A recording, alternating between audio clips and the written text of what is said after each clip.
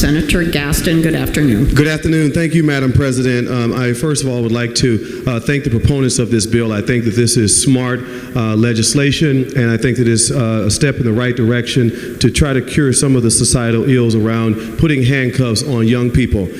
Young children, I think, are still developing emotionally. They are developing cognitively and socially, and I think that the trauma that's being inflicted upon them when they are in handcuffs have a lifelong impact on their psychological and mental well-being. The reason that I stood up on today, and I was apprehensive initially of standing up because I didn't want to take up too much time, but I remember growing up in Florida in a little small town called Haines City in Polk County, and the police officers there at the time when I was growing up would stop cars for just a broken tail light.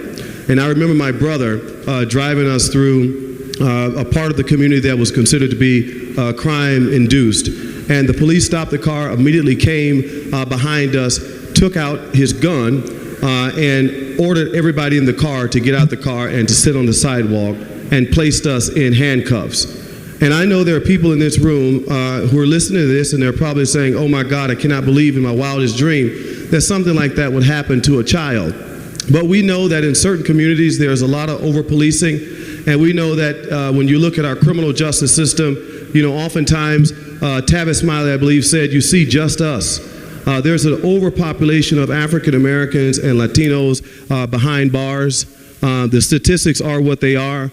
1 in 3 African American males will be arrested in their lifetime. 1 in 6 Latinos will be arrested in their lifetime. 1 in 14 whites will be arrested in their lifetime. And I believe in 1 in 8 Asians will be arrested in their lifetime. So when you look at the national population, African Americans make up about 13% of the general population, and you look at the state of Connecticut, we probably make up 12.9% of the population, but the jail and prison populations are overwhelmingly filled with black and brown bodies in what I call the invisible institution.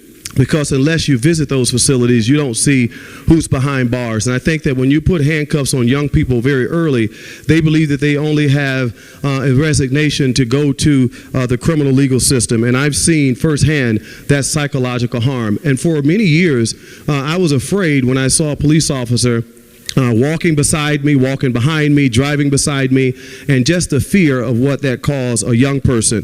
And that psychological harm also creates fear. It creates shame and confusion in young children. It creates anxiety, depression, post-traumatic stress syndrome.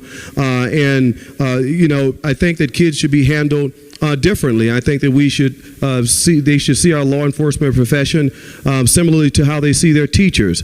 You're there to be a guardian of the community, to help them to right wrongs when you see it, and to use other mitigating factors when appropriate, to make sure that we're disciplining people appropriately, they're learning the lesson. But I also think that in light of, you know, what's happening in our society right now, we see that there are a lot of people that have ADHD, that have disabilities, autism, etc. And I think that, you know, this piece of legislation is going to help us to be a little bit more prudent in that area.